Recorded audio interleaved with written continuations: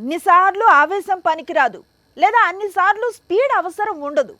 సరిగ్గా డైరెక్టర్ శంకర్ ఇదే ఫీల్ అవుతున్నాడట.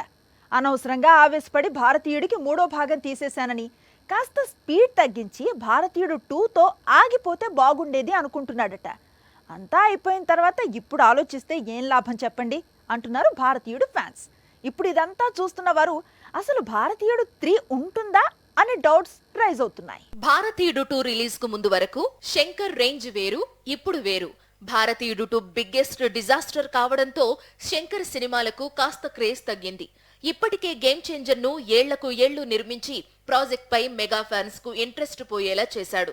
భారతీయుడు 2 ఫ్లాప్ తర్వాత గేమ్ చేంజర్ పై ఫోకస్ పెట్టి డిసెంబర్ లో రిలీజ్ కు రెడీ అవుతున్నాడు. భారతీయుడు 2 తో పాటు భారతీయుడు 3 తీసేశాడు శంకర్. సినిమా షూటింగ్ అంతా కంప్లీట్ అయింది. ప్రస్తుతం పోస్ట్ ప్రొడక్షన్ వర్క్ జరుగుతోంది. ఇప్పుడు ఈ మూవీని ఎప్పుడు రిలీజ్ చేయాలి అనేది డౌట్ గా మారింది. ముఖ్యంగా పార్ట్ 2 ఫెయిల్యూర్ పార్ట్ 3 పై పడింది. 100 కోట్ల బడ్జెట్ తో తెరకెక్కిన భారతీయుడు 3కి క్రేజ్ తీసుకురావాలంటే ఏం చెయ్యాలా అని ఆలోచిస్తున్నాడట శంకర్. ఓ విధంగా భారతీయుడు 3 సిట్యుయేషన్, గతంలో బాలయ్య నటించిన ఎన్టీఆర్ మహానాయకుడు సిట్యుయేషన్ ఒకేలా ఉన్నాయని ట్రేడ్ వర్గాలు చెప్పుకొస్తున్నాయి. ఎన్టీఆర్ కథానాయకుడు ఫ్లాప్ కావడంతో ఆ ఇంపాక్ట్ అప్పటికే తెరకెక్కిన ఎన్టీఆర్ మహానాయకుడిపై పడింది.